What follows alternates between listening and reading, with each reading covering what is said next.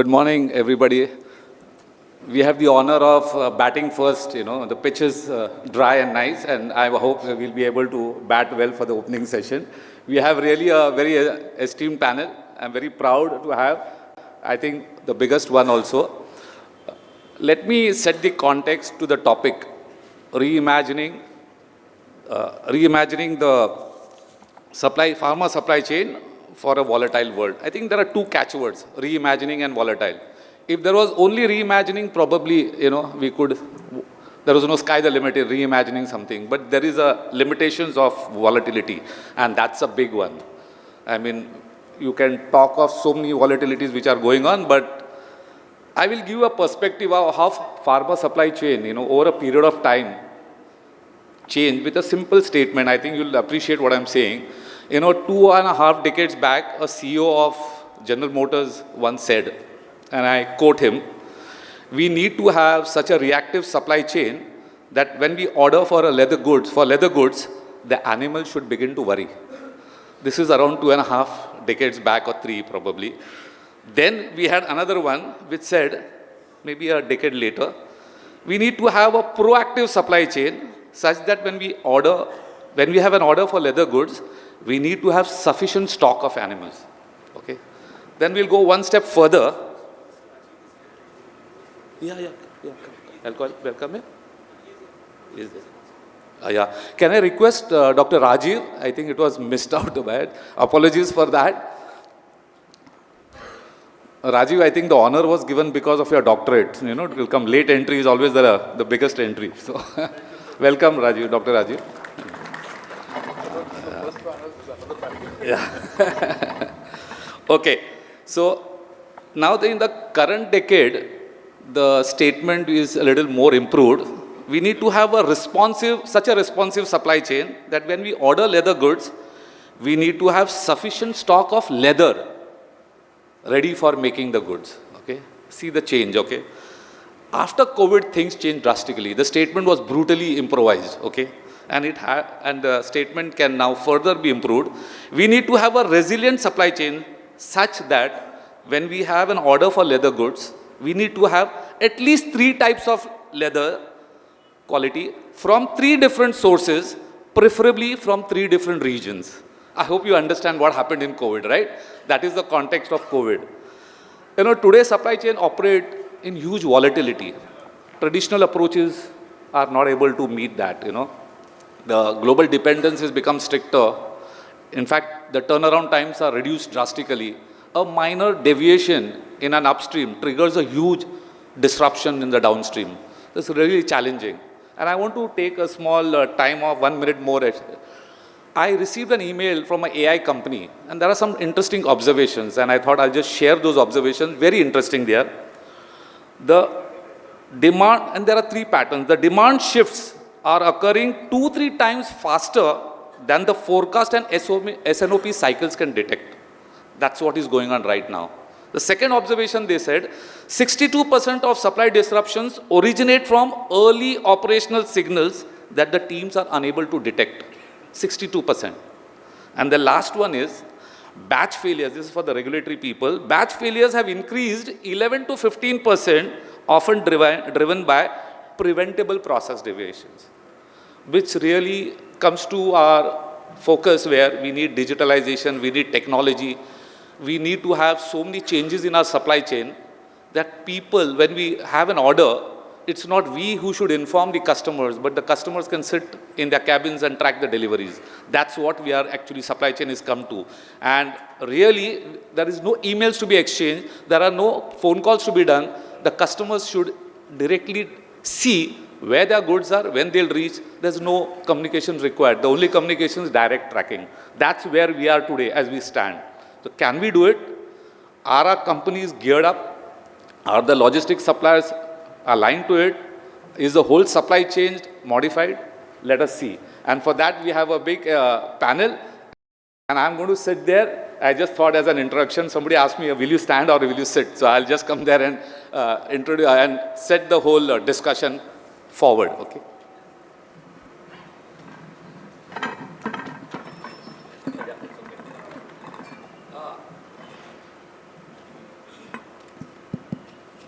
So let me start with Anshul.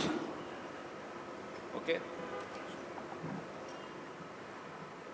Anshul, in your company, we talk of resilience and all. It's all theoretical in the books. But what your company has done to improve the resilience of the supply chain in the current volatile scenario, including geopolitical. If you want, you add Venezuela, Ireland, Greenland, and everything in the system. A lot of things happening all over. So, what does your company do?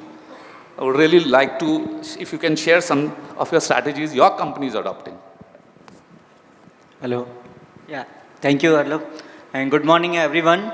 So, before I delve into the question, a brief intro. Myself, Anshul Agrawal. I had supply chain and strategy at Olon. So we are an API-focused company, headquartered in Italy. We have 14 API manufacturing sites across the world, and India is one of them. So now coming to the supply chain resilience, all of us know that now uncertainty is the new normal for all of us. So in my point of view, the key is to have alternatives and backups. And the three main areas where, as a company we focus upon is 3 M's: man, material, machines. So if we talk about machines, so it starts from having your manufacturing facilities. So what we have done, we have spread our manufacturing facilities across the globe. We have a manufacturing facility in Europe, US, in India. So we need to have a backup. Tomorrow if Trump's come back and say 500% tariffs on India, we have contingency plans available that we can supply either from Europe or our US facilities, making sure that our customers does not suffer, the patient does not suffer. So not only having the manufacturing facility, but we have also identified what are our critical products, and those products we have filed from different facilities. So not only having the infrastructure, but the regulatory and quality readiness. In case of any disruptions, we can supply the products from those facilities. And then if we drill down further, in the facility also you need to have a backup of the equipments. Not only the process equipments, but even the analytical instrument. For example, nowadays for nitrosamine impurity testing, we need to have a LCMS instrument, which is a quite costly instrument.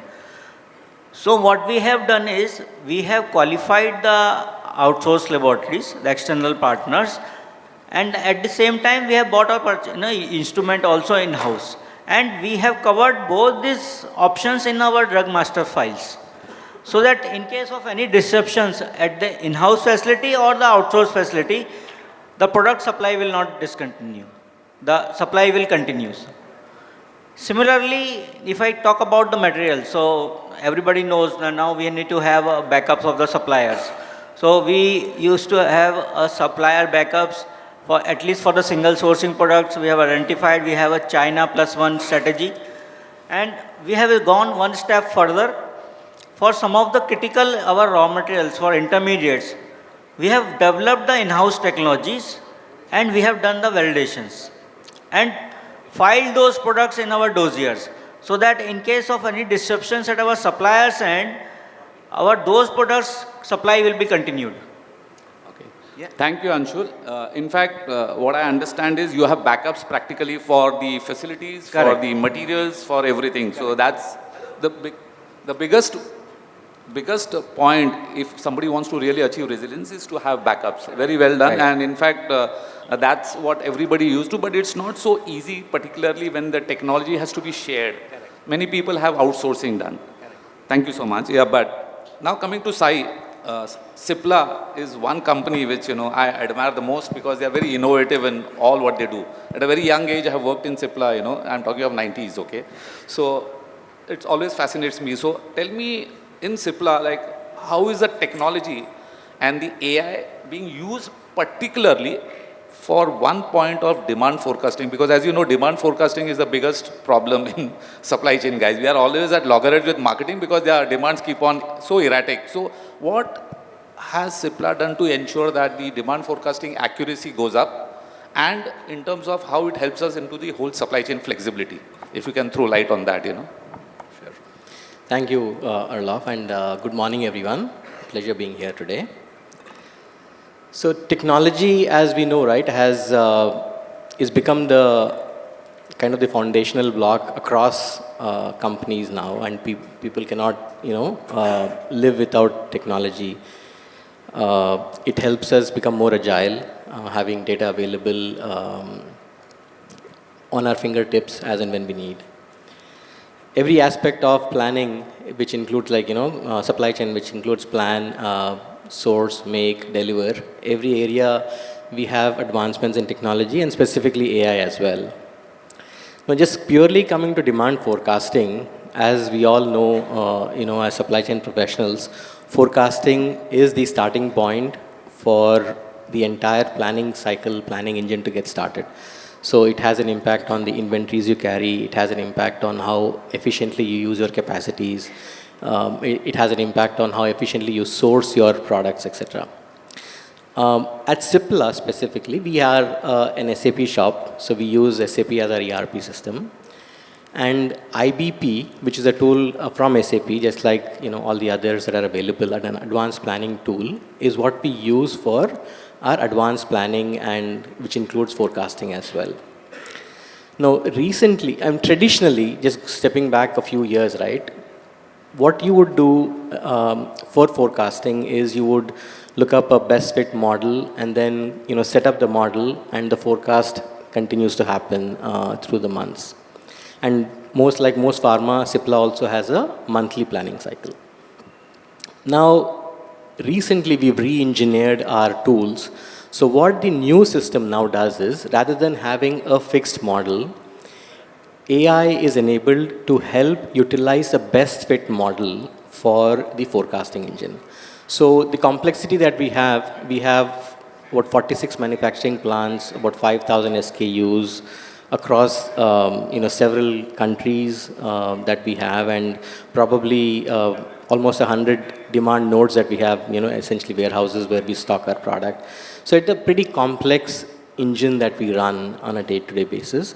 So what happens is, now with the advent of AI, which we have enabled in the SAP's IBP engine, the forecasting has become significantly more efficient. Just to give you some numbers, we were able to, in the last 12 months, improve the accuracy at least by, on an average across the 4 big geographies that we track our forecasts, between 5 to 10%. And that's a significant increase that we have seen for the forecast accuracy increase. So how is this happening? Like I said, the accuracy, the forecasting ability by using multiple models, best fit model for that situation, etc., that's helping us to get to a better forecast. In addition, we've also reduced the dependency on the individuals to look at any outliers that may be there. As all of us know, there are these one-time buys that keep coming. The sales are sometimes off here and there. So automatically enabling using AI to eliminate some of these outliers to give us a better forecast has been enabled. In addition, having better collaboration with our partners, as supply chain individuals, the sales teams, having a better forecast automatically improves the trust that people have in the systems that we have enabled. So that definitely improves our ability to communicate better with them, and the acceptance of the forecast is also increased thereby. So these are just some examples, and I'm just giving an example of IBP, but there are several other tools that do similar things that help improve forecast accuracy, reduce the dependence of human interventions as much as possible, and thereby increasing, the efficiency in the overall system. Thank you, Sai. That was a lot of interesting insights. But I still really don't understand why in Indian companies, we still go by monthly cycles and don't go for a bucket of 15 days or 7 days weekly, like how multinationals do. Probably a lot to learn from multinational companies, but somehow or the other, we are very much tuned to our monthly target. Monthly salary mil raha hai na, to monthly target hi hota hai. Okay, incentives are also monthly. Anyway, thanks, Sai, for that. But let me come to Kavita now. Kavita, in a regulated market, we always have this challenge of cost and supply chain. Supply chain has to deal, the biggest issue is of cost. How do you balance or how do you optimize cost as against the supply chain efficiency in terms of, especially when there are disruptions. So, how do you do that probably? Thanks for having me. Since I come from the last mile of the pharma supply chain from hospital procurement, so from the perspective of hospitals, cost optimization, I think it's not the only primary, decision maker that we used to have earlier. So now the total focus, especially post-pandemic and outbreaks and all, the focus has shifted on not only to look at the unit price of the product, because earlier we were chasing the lowest cost. But now we, in pandemic has taught us that availability, patient safety, and strong quality compliance, that is more important than, even if it makes the, a little bit of upfront cost increases, then also that has helped us make the supplier partnerships. The supplier partnerships have made us stronger, so that the complete life cycle of the product is the thing that we chase now. So, that shift has been more prominent post-pandemic that I have seen. So, because the, lowest price used to look good in procurement reports earlier, but now I think it has become the most expensive mistake for us. So that is what I think that shift has changed. Yeah, I agree, Kavita. In fact, we learned this lesson only during COVID, where China was the only source because it was the cheapest source, And then suddenly we realized we can't depend only on China. Then we started buying even from Italy and Spain.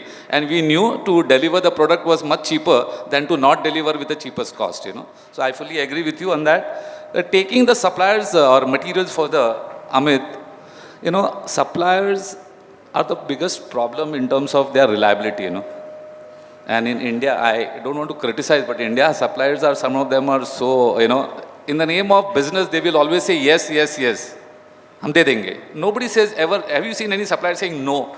Because he doesn't want to lose business. So how do you improve your reliability with suppliers in terms of, one is to diversify or how dependence, how do you really have a procurement strategy, at least having no monopolies, but 2 or 3 suppliers, then how do you spread and how can you throw light on the procurement part of it, So I think first I would like to begin with saying that our company is based in Taiwan. Okay. When we talk about volatile supply chain, I think the country has been volatile since a very long time, and there are always challenges in terms of the supply situation. I think during COVID, they faced major supply disruptions from many of the suppliers. And to begin with, I would say, first thing I would say, our own manufacturing. So our own manufacturing in Taiwan has to be de-risked first of all, because we cannot rely on our bread and butter products in Taiwan. We have to de-risk, and we are developing CMOs to have a supply of our major bread and butter products. Coming to supply, the excipient vendors, who are providing us products off the shelf in India. I'm first talking about the perspective, and then I will come to your question. So excipient vendors, the distributors will provide you product off the shelf. But when you see in Taiwan, the same excipient has a lead time of 3 to 4 months. So how do you build a reliability in that? So to counter these things, as I told you, one is the CMO. Second is effectively developing an alternate supplier, which Anshul also just mentioned. So we follow a India plus China strategy mostly. And also we try to have some local supplier in Taiwan, if possible, because cost and conditions don't permit. Coming to your, question regarding the disruption from the supplier not being able to deliver, I think we engage with our suppliers extensively, and we treat them as partners. Many of them, I think we visit our tier B suppliers as well across the globe. It's not only limited to India or China. Our partners visit them because we have locations across the globe. So we visit people in Europe, China, Korea, India, and all of them. And we treat the suppliers like our partners. What we do basically when we are meeting them, we don't talk only about the current product or the issues in hand, because that's something which you will do in each of the company, and when you have an issue, you will reach out to your supplier. What we try to basically do is see a broader perspective and engage with them in terms of whether we can do any in-licensing from them, any out-licensing from them, or use them as a CMO and extend our business relationship.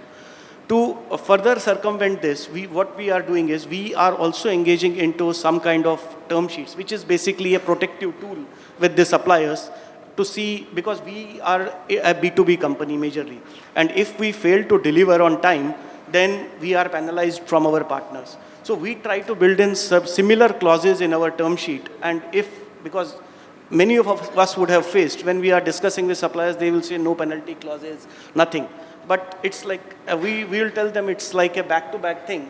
And you have to basically agree, because if we are not able to deliver to our partner, we are going to have the same level of, the penalties on us.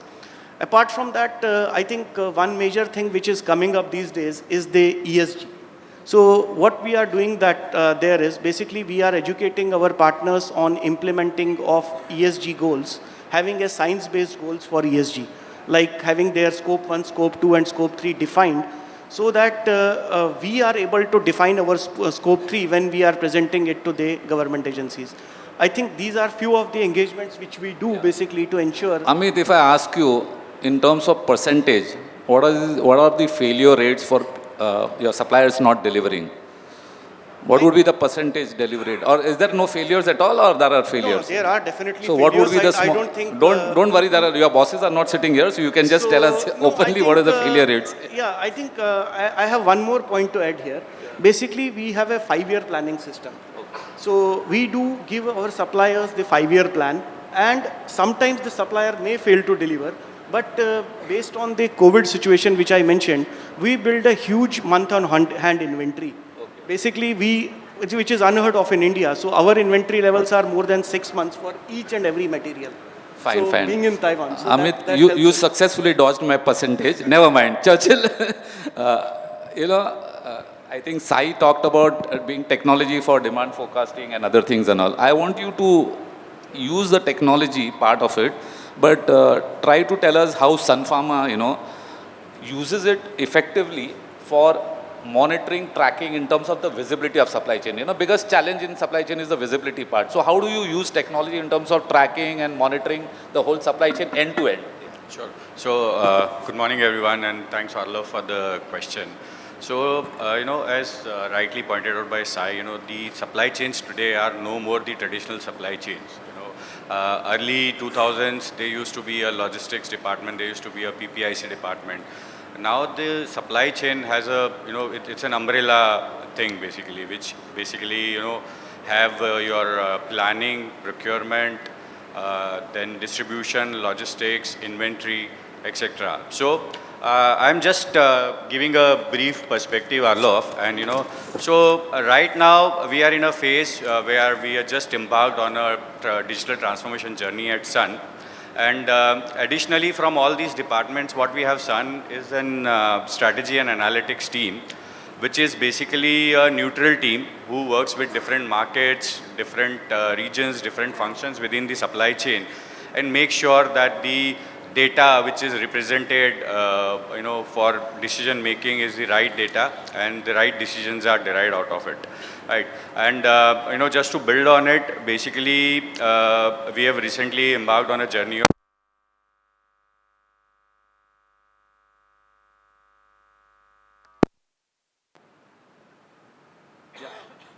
Hello. Yeah. Okay. And there are. Can anyone hear? Yeah. Hello. Yeah. I think you guys can. You got it? Hello. Okay. So and there are two things to the digital transformation that I'm talking about. One is the advanced planning solution. The other one is the transport management system. And the idea behind an advanced planning solution and the transport management system is again to bring the transparency, bring that visibility across different layers of the organization. Supply chain is one department which practically touches each and every department in an organization, whether that is production, regulatory, quality, you talk about packaging development, transportation, warehouse, etc.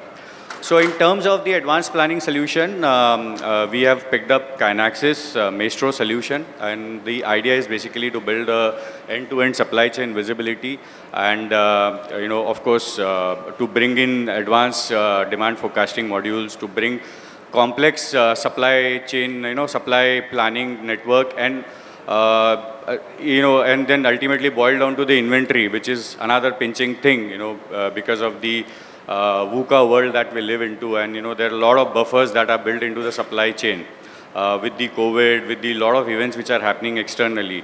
So the idea is to bring that end-to-end visibility under one system, which will essentially have the same set of data. So it's called as one page of truth, where everybody will have access to the same set of data. And everybody can work on a same set of decision also. And in terms of the TMS, we have implemented, or we are in the process of implementing Pando, which is basically the freight management part, the freight analysis part, and the distribution and the load optimization part. Yeah, thanks, Churchill. But I just want to ask one follow-up question. Like, visibility is across supply chain, biggest challenge is for tier 2 and tier 3 suppliers, Tier 1, everybody knows and all. So is there, the system is extended to that tier 2 also, or it's still manual? Yeah, no, so when I talk about the end-to-end, Arlov, so it has the entire network integrated into one system, basically right from your demand node. So suppliers are also connected with this? Suppliers are not connected as of now. Okay. Yeah, for suppliers we have iValua, but eventually the idea is to get that information also into the system. Thanks, yeah. Dr. Rajiv, I would like to, ask you, out of your long experience, I think you are in Lupin also, I think, if I'm not, and then now you're, so out of your long experience, my major challenge has always been, how to improve supply chain efficiency, and there is nothing better than automation, okay? Automation really gives that edge, and there is always a continuous improvement we expect people, but how do you inculcate that culture of continuous improvement, and what types of automation strategies, like, you are aware of in Lupin or other companies, which, helps the supply chain efficiency in a very big way, yeah? Thank you, Dr. Ardov. This is Rajiv. I represent Indian Pharmaceutical Alliance, which is association with the top 23 pharma companies of the country. And this association or alliance is basically connecting with the regulatory agencies, the government of India, and we become the spokesperson for that. And my earlier association was with Lupin, Dr. Reddy's, Mylan, and other pharma companies as head of corporate quality. So thanks for bringing me here.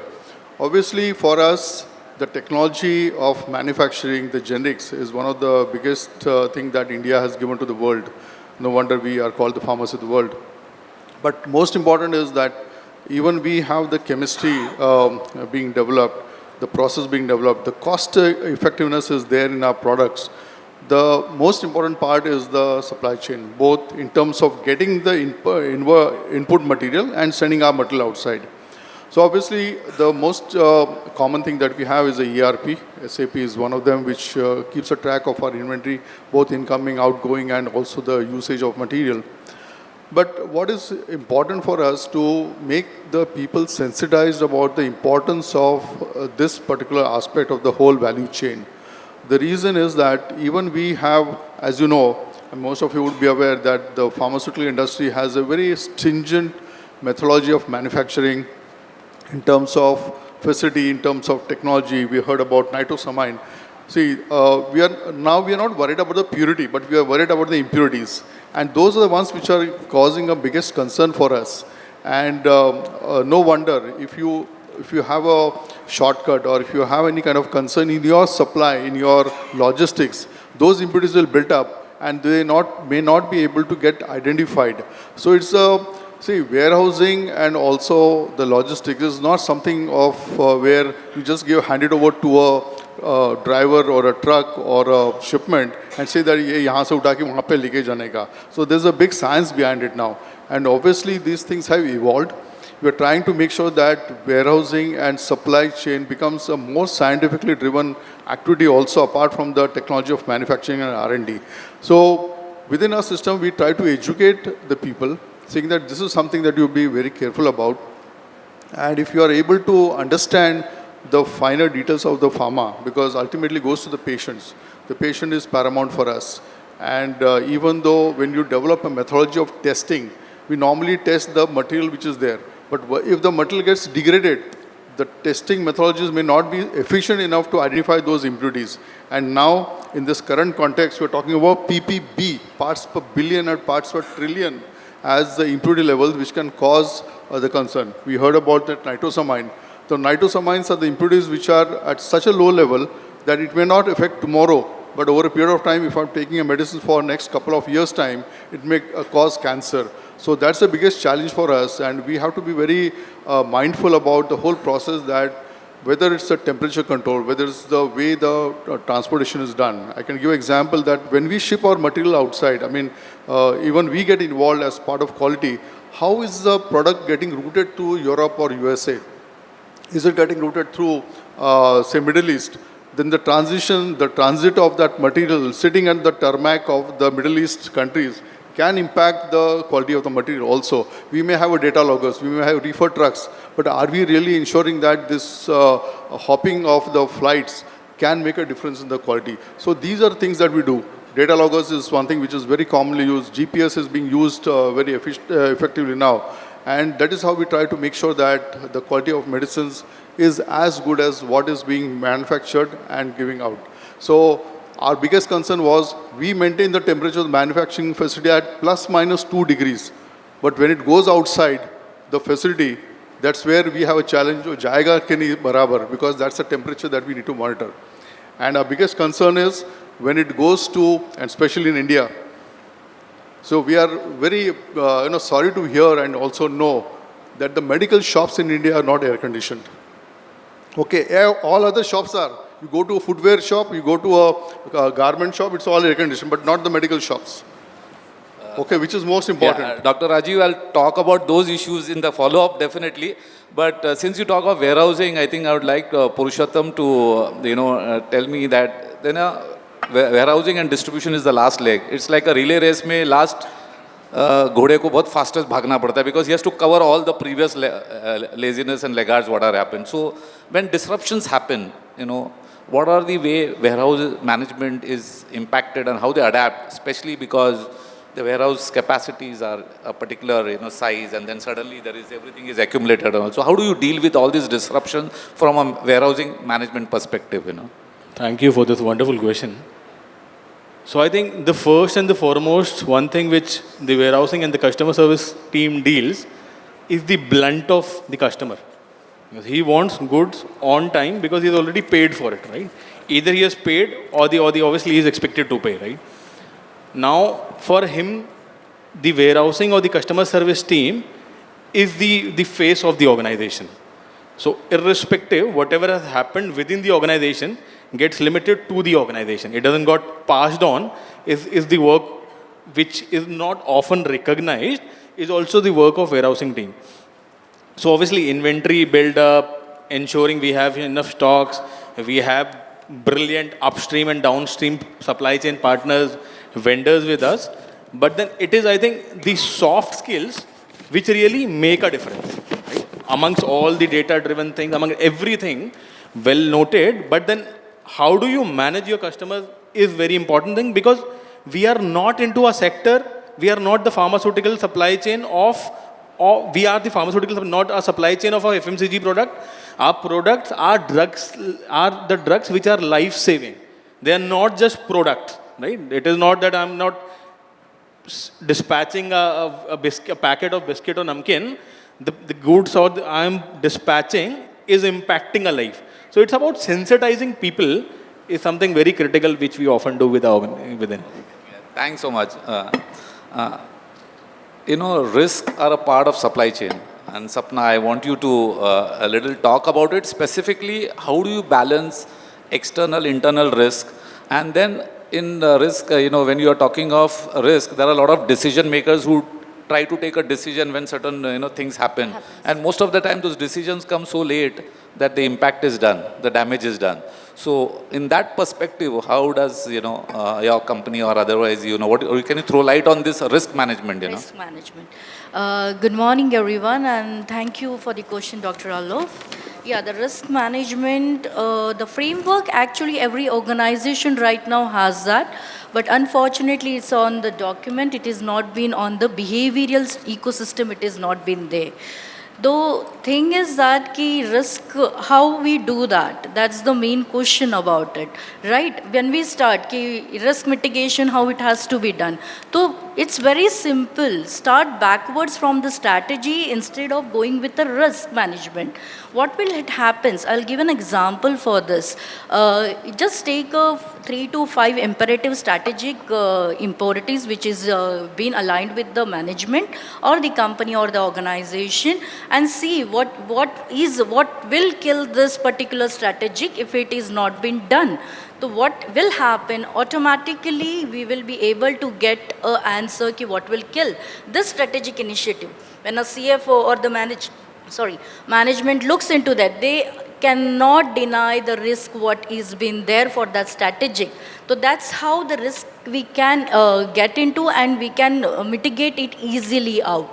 When we say ki decision makers, we have the frameworks, risk frameworks, and we are not able to take a decision makers are not able to get through that. I'll give a three simple examples how to get through the decision makers. First is ensure it is, we call as an SOP, that's a system procedures, make embed that compulsory and a mandatory stating risk, appetite, and what is the headwork of that. Any new strategic initiative, any new project, anything which has to be done cannot be moved without the mandatory approval from that. It automatically creates a discipline to the structure of a risk mitigation. Second, make the visual triggers on that. Ensure your management or the leadership people who are into, ensure that it is being done on a quarterly basis, monthly basis or annually basis. It is being triggered that way that if we show that this particular strategic has a 90% risk mitigation, automatically when the leadership take a decision on operation, on it is on the desk, it automatically creates a muscle memory on that part, and it has to be done that way. Third, ensure that this all are frameworked and been put through the management, which will help to get the risk frame and resilience on that part. I'm sure you must be doing a cost-benefit analysis in terms of Yes, values, in yes. terms of rupees, and then, but my experience has been the decision makers, with due respect to all of them, government levies penalty every week, but when it comes to risk, the cost is per day, So Yes. every day delay in decision making is going to cost the company, Cost the So company. that way. So anyway, thanks so much, Thank Sapna. you. Sai, extending the risk part, I'm talking about the vulnerabilities, We want to identify vulnerabilities in a supply chain, and in doing so, we got to map the processes. The challenge is, how far do we map this? And where do we cover? Do we take only the critical products? Do we take the regular products? Do we take all the products? And there is a cost for everything, when you map also, if you can just talk about it. Thank you. Mapping, I would say you would map all the products. But obviously, do you act on everything the same way? No. So the actions that originate out of these mappings is what you would segregate or prioritize based on distinct rules that you want to set up in your organization, right?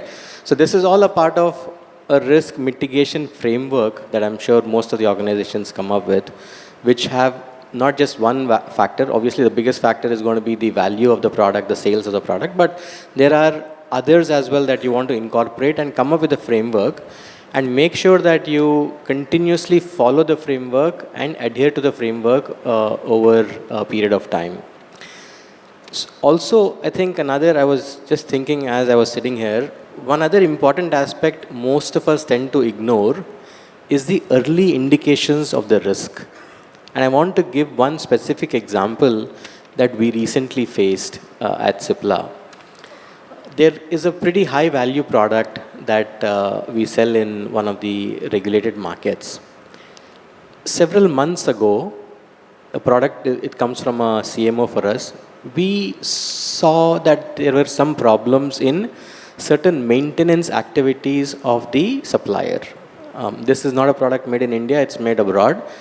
So when I say maintenance activities, some of the molds were leaching materials potentially, right? Or the mold was actually getting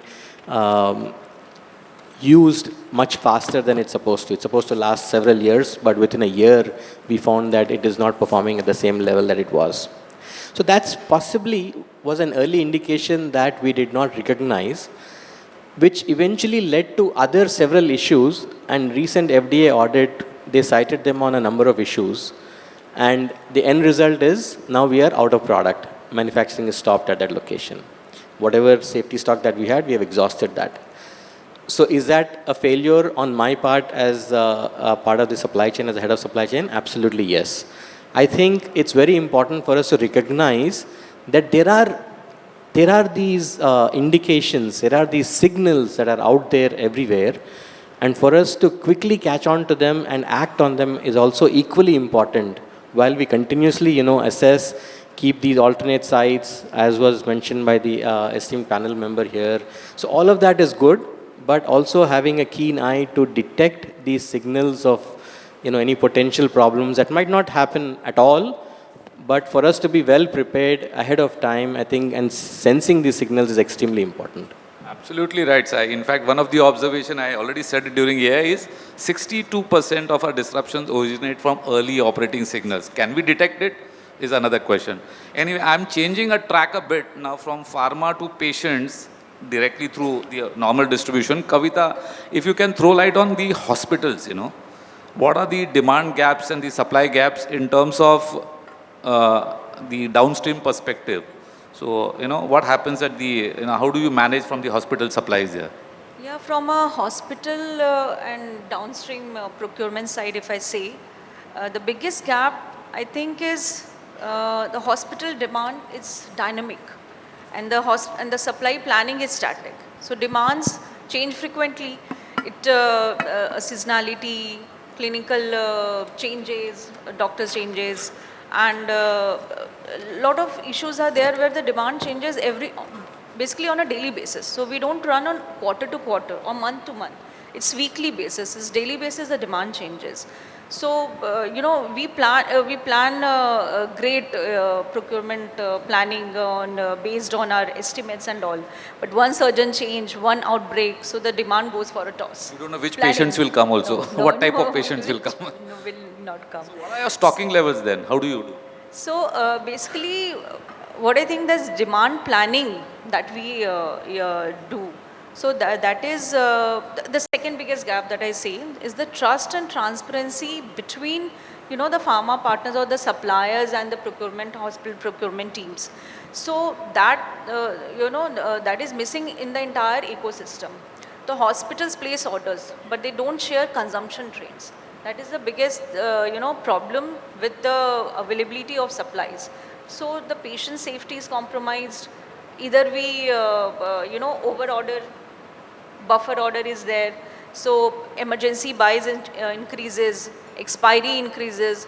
So the total, our stock levels vary a lot if we don't go for demand.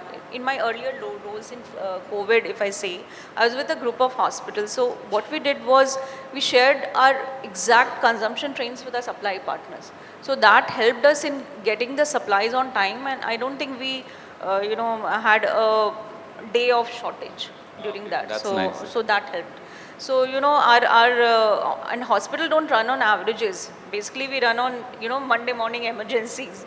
So that changes. So and you learn from it. We are also learning of how hospitals are being managed from you. Yeah. Thank you so much. Amit, the biggest challenge, I've been in procurement for a long time also, is how to differentiate between the good and the bad suppliers. There is a continuous process. We do ranking, we do evaluation and all. But from your company's perspective, how often, how is the process run through? What is the frequency, and how do you really have, whether you have any metrics and all? What if you can talk about it? So I think we don't call it good and bad suppliers. We call it preferred and watch list suppliers. Okay. So we don't like to call anybody bad, because anybody can turn good and you have a dependence on everybody. You are a good HR person. So we call it watch list. So we work with them. So we do have a ranking or a rating in place. So we call it AQSCI, and we have recently added the ESG there. So AQSCIE ranking. So various departments within the company rate the suppliers on various parameters. So procurement will rate on the availability, order confirmation, and deliveries on time. Cost versus the market cost. Regulatory will rate on the timelines of the support in which they raise a request and they will be able to provide the documents, whether we are able to meet our filing and efficiency timelines with that particular vendor. Quality raises based on the quality issues within the plant and on the audits, and also based on the regulatory audits of that particular vendor. So every department has a rating scale, and based on that they rate the supplier. Now, if any of the departments rates a supplier high risk, it is still considered a high risk and it needs to be given a feedback to the supplier, and we need to work with them to improve. So then there is an overall rating which comes out, and then which is shared with the supplier. You are good in cost and availability, but the regulatory is not. What's the frequency with which you do it? So we do it quarterly. And then we have a performance risk rating is quarterly, and then we have an annual performance rating. Okay, thank you so much. Anshul, can you add to it in terms of, normally what we look at the high value, top value suppliers in terms of value of business we there. So do you do something of that sort, or you have any different process than what Amit said, or it's more or less the same? Yeah, so we also do this kind of stuff. So what we do, three kind of due diligence while selecting a supplier. So first is the financial due diligence, where we check the health of the financial health of the company or the vendor we are going to work with. We check their annual reports, their D&B reports, their capability to buy raw materials. And then we do the technical due diligence, where our team visits before qualifying a supplier. So before visits to their facility, check their capability in terms of facing health authority audits, complying to the GMP requirements, whether how well they are adhering to the quality guidelines. And then we do the quality due diligence. So when they are delivering the products, we do the trending of their quality. If they are consistently delivering a good quality, we move them to the certified suppliers. So where we need not to test everything for those suppliers, we can do the reduced testing and they can be certified suppliers. And also in case some of the OOS, so their rating can also get degraded. So from certified supplier they can come and again in the watch list, as Amit was saying. So there are different kind of methodologies to do that. Thanks so much. Churchill, since you were very far off, I could not go from Sai directly to you, so I'm coming a little later. In terms of mapping, Sai talked about mapping. He said to do it for all products. What about your perspective? No, definitely. I'll completely echo with what Sai said. Because we are dealing in life-saving industry, so it's not that one of the product can be isolated and the others can be considered. And in our organization, Arlof, what we do is that it's not just that the high value or high revenue generators are prioritized. We have done a sort of an extension to this. Basically, what we evaluate is, are there any penalties involved? Are we doing an inventory build at the cost of, prioritizing the revenues? And then there are few finicky customers. And then the extended version is, do we pay an air freight and, ship the goods, which will be eventually a negative GC, or negative gross contribution product. So we take a holistic approach to prioritization, and it's not just that only the high value products are prioritized. So just to answer your question in a very straight way, of course the entire portfolio is considered, and then we have this CTS matrix, which is cost to service, which we evaluate on a yearly basis, and then understand as to if the prices are changing in the market, if our cost of production is going up, down, how would it impact the overall gross contribution, and we take decisions to, of course, rationalize some of the products also. I really like the concept of cost to service, That's really the right and the apt one. This question is to Rajiv, Dr. Rajiv and Purushottam, because this is my favorite topic, temperature excursions, I can talk at length, okay? So since Dr. Rajiv, you've come from the regulatory and he's with warehouse and all that thing. So can you please tell us whether, don't tell us what is temperature excursion, where it is required. I don't want to know that. If you can give us some examples of near misses, some challenges, and how you resolved, So, as I said, pharmaceuticals are more sensitive to temperatures because of the degradation. So, when the material comes out, the product comes out, or when it's coming inside, the only fear that we have is about how is it getting transported. So we definitely make sure that the transportation companies are also sensitized about this requirement. Now, this science is also evolving. They're also coming out new ideas about how to make sure that the temperature are not really changing when they are being transported. What happens is, even while we are moving the products, the pharma products from the ground to the other countries, it flies by the aircrafts. So you can imagine the temperature excursions that happens from, say, room temperature to a low temperature to -40. Dr. Rajiv, the clock is staring at us. Any specific examples? Yeah. So as I said, that the examples about moving the material from different countries is also very essential. We can't allow any kind of delays in the availability of the material. And most important is that in our case, in pharma industry, the concept of just in time is not there. So we have to do the analysis for each and every batch. So you can imagine the time that we have, the inventory that we carry, and the time that takes for really pushing the products to the manufacturing and to the patients also. Okay. And I would say that this is very important for us to ensure that. Thank you, Dr. Raju. Purushottam, anything to add? Undoubtedly, the complexities and the problems are huge.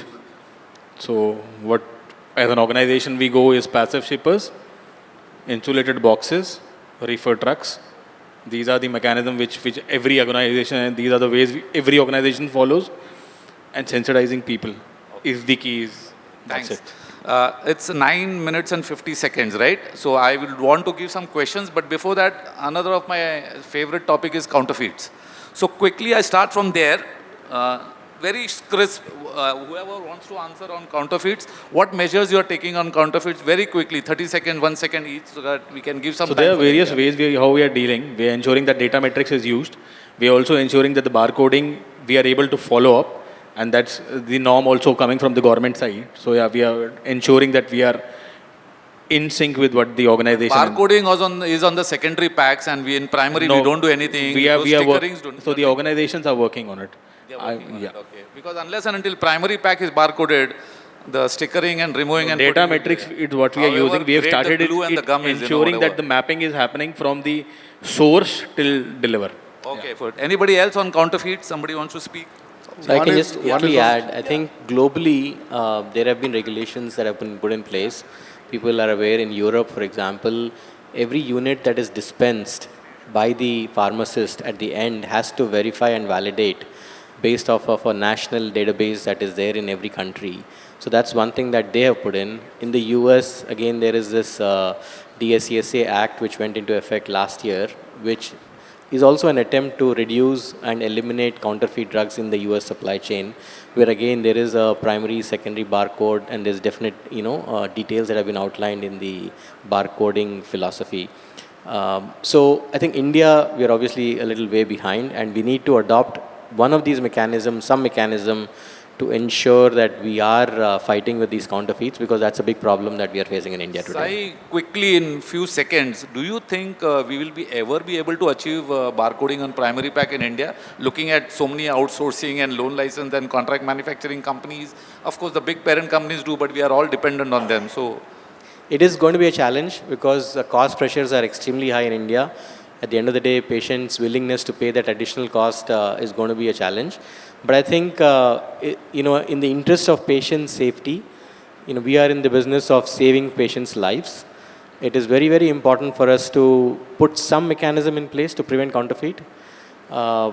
Whether it's going to be a barcode or not, I don't know. I don't have an answer. But something has to be put in place to ensure that people are confident in what medicines that they take, that is actually original and a safe medicine that they can actually take. Thanks so much. Before I open this forum, there are 7 minutes or few seconds left for the questions. I just wanted to end up with the statement I started in the beginning, and I want to end up in a very revised and modified manner. How the statement should be today. We need to have a transparent and visible, resilient supply chain, such that when we have an order for leather goods, we have all the input materials and resources lined up for manufacturing within days of receiving the order and deliver it to the customer's warehouse as per their required date and specifications, with customers tracking it themselves. So I would like to end this whole panel discussion with this, and now the forum is open for questions. Anybody would like to ask? Yeah, please. Please give the mic. And you can be specific to whom you want to address, or I will select whoever it is. Good morning to all of you, and good morning, panelists. I'm Raj from Scorpion Express.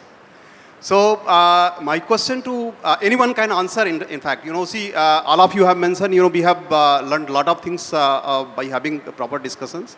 So the point is, we are the largest generic manufacturer, right, in the world, I would say, and the world largest, the major vaccine manufacturer also. We are supplying generic medicines. Now, when India can become, or evolve itself being the world's pharmacy to being the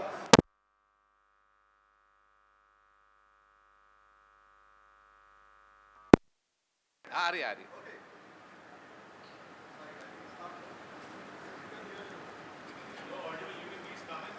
Yeah, you can come in front, no problem. Okay. So my point is that, now India is a manufacturer, pharma manufacturing hub. Okay. Now when we become being a pharma manufacturing hub to regional pharmacy hub? How we can evolve, how India can evolve itself from being a manufacturer to resilient pharmacy. Resilient pharmacy, okay. We don't feel resilient. Yeah, anybody, Dr. Rajiv? We are already resilient. The only thing is sometimes we have some bad players in the industry which try to shortcut the manufacturing process, and that's where it gets created a big issue in the news. So the cough syrup or the eye drops, issues that you have heard about are the ones which we have to be very mindful about. The government has to take care about the regulations internally. As we know that there is a regulations called as Schedule M for the country. If you ask me, the document is well written, but the implementation is really poor. Sorry to say that. But when it comes to implementation of any kind of regulations for the overseas market, everybody has to follow. Sorry to hear that when this Schedule M was getting implemented, the mandate given by the government was if you are a 250 crore company and less, you have time. But if you are a bigger company, you have to do it again. Why is there a discrimination about this kind of thing for a product like a pharma? Dr. Raju, I agree. Yeah, that cannot be rules different for different category. But to answer you, resilience is there in India, but we need to learn and become more and more resilient. We are not completely perfect, or we are not 100% resilient, but the percentage and degree needs to keep on improving as we learn, I agree with you, yeah. Any other, yeah.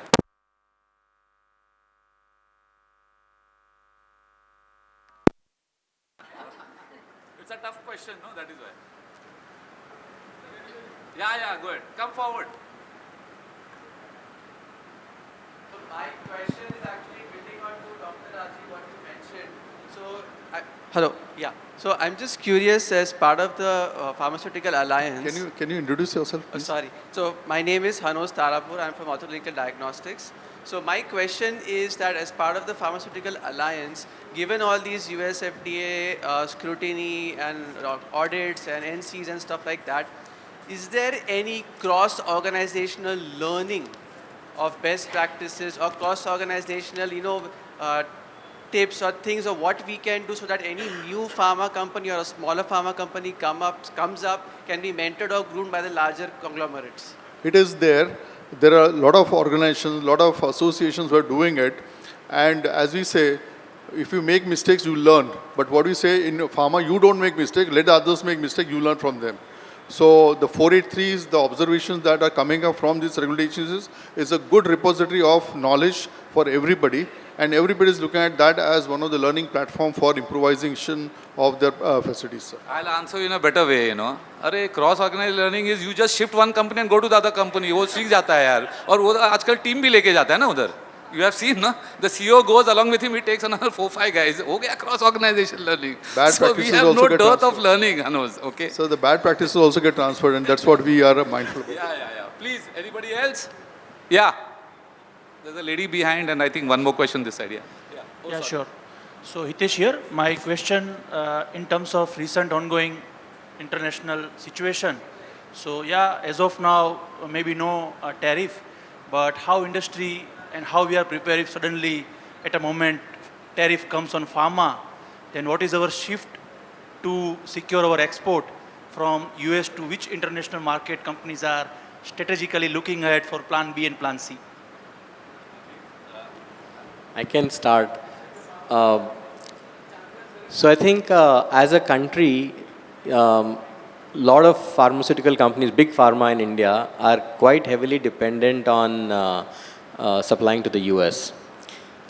If the tariff were to hit, I think whatever analysis that we have done internally, and like what we are seeing with the other areas outside of pharma, the tariff cost is being passed on to the end consumer. So because Indian pharma, we are primarily focused on generics, and we are already working on wafer thin margins. So there is no scope to absorb any additional tariff on the cost that we already incur. So the only way we have, and we've already started having discussions with our customers as well, one of the ways, I would say not the only, but one of the ways is to be able to pass on, if not all of it, at least a good portion of the tariff on to the customer and thereby to the patient. Yeah, and of course, Trump is very unpredictable, but he's intelligent enough to know that there's a heavy dependence of generics from India, no? So he will not touch pharma so easily and so soon, you know. It will be the last trump card he will have, his own trump card, but otherwise he will start tariff on all other things, is my own take personally, you know. He'll find it very difficult, he'll think twice or thrice before really steps into the pharma tariff, you know, because we are the pharmacy of the world, right? And our cost is absolutely rock bottom, so everybody is attracted to our cost. So it's a long way, but you never know what he does, right? Thanks. Yeah, somebody had a question there. Yeah. Thank you.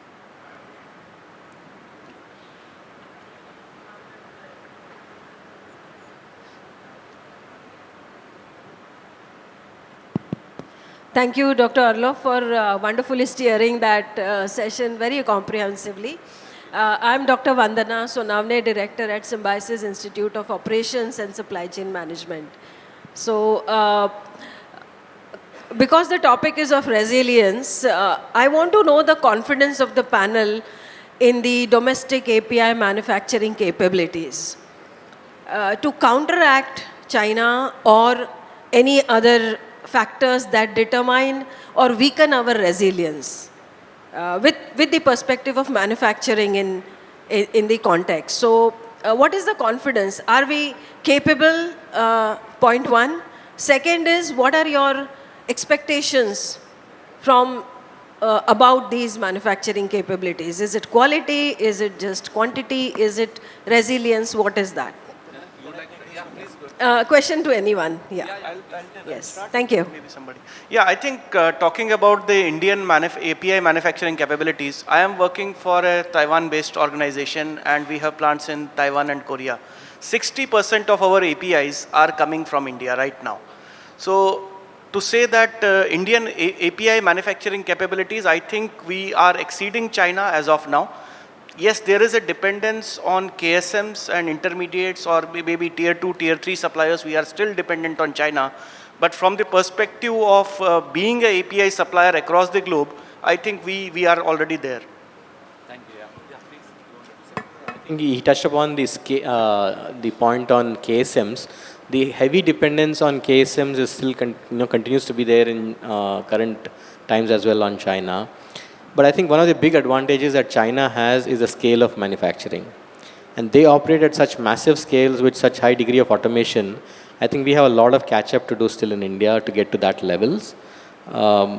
Is there an immediate risk? I think there is. We continue to have that risk. And the good thing is, most companies are now aware of that risk. And they're trying to actively mitigate that risk to see how we can develop in-house or in-country manufacturing or in-country suppliers actively.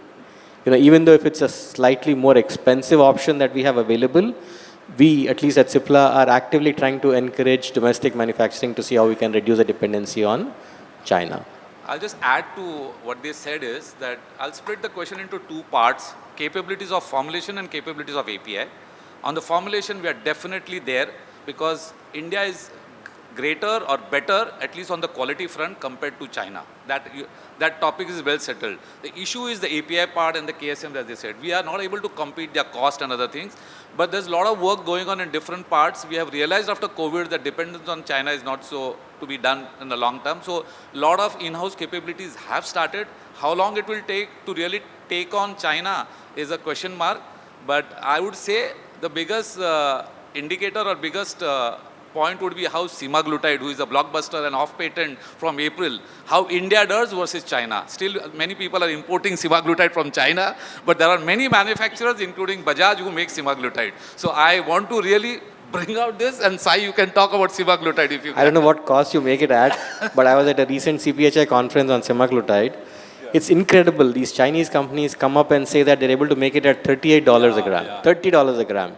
And it started off being like $1,000 a gram. And by the way, this is a peptide technology, a different technology altogether. Yeah. And to get to that cost level in India, I don't know how long it's going to take, but yes, I mean, the standards have been set by China for us to get to that levels, and we need to actively work on it and get to that, efficiency and But I have heard cost. companies in India also talking about that price for a recombinant one. See, I'm telling you, and I'm not revealing my price right now, let it come, but I'll tell you, semaglutide is a buzzword.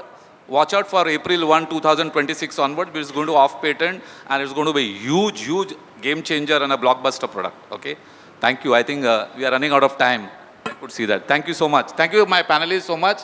Thanks, everybody. Yeah.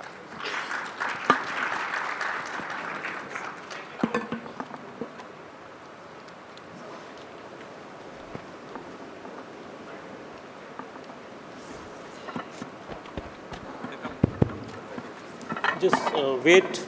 Thank you so much to our distinguished panelists, and a special thank you to Dr. Arloop for steering the discussion with such precision, insightful, incisive, and perfectly timed, just as promised.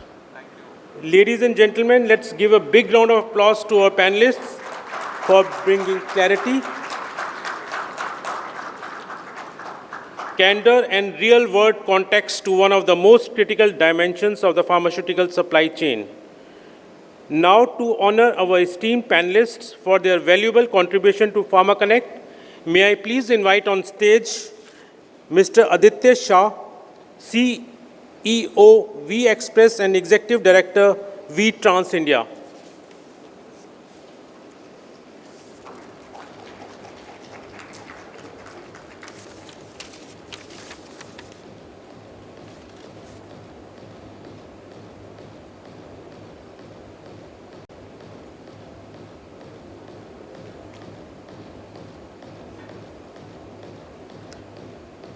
Dr. Arloop John Vieira, Vice President Supply Chain, Bajaj Healthcare, our moderator for this session.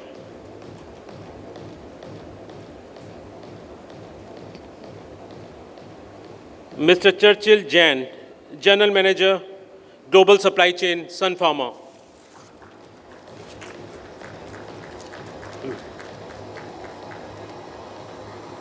Mr. Anshul Agrawal, Head Supply Chain and Strategy, Olon Active Pharmaceutical Ingredients India.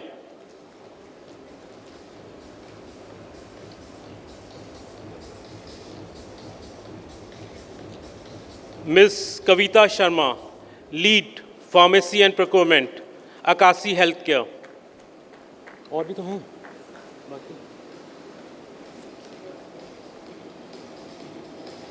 Mr. Amit Razdan, Lead Direct Procurement, Lotus Pharmaceutical Company.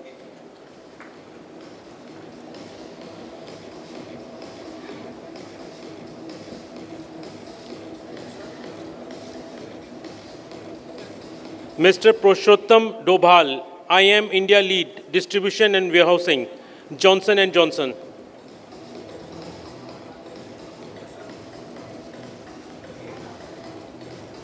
Dr. Rajiv Desai, Senior Technical Advisor, Quality and Regulatory, Indian Pharmaceutical Alliance.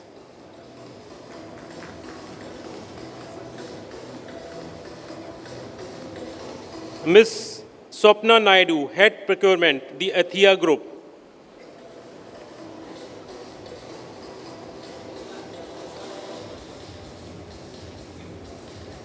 Mr. Sai Muruga, Global Head of Supply Chain, CIPLA.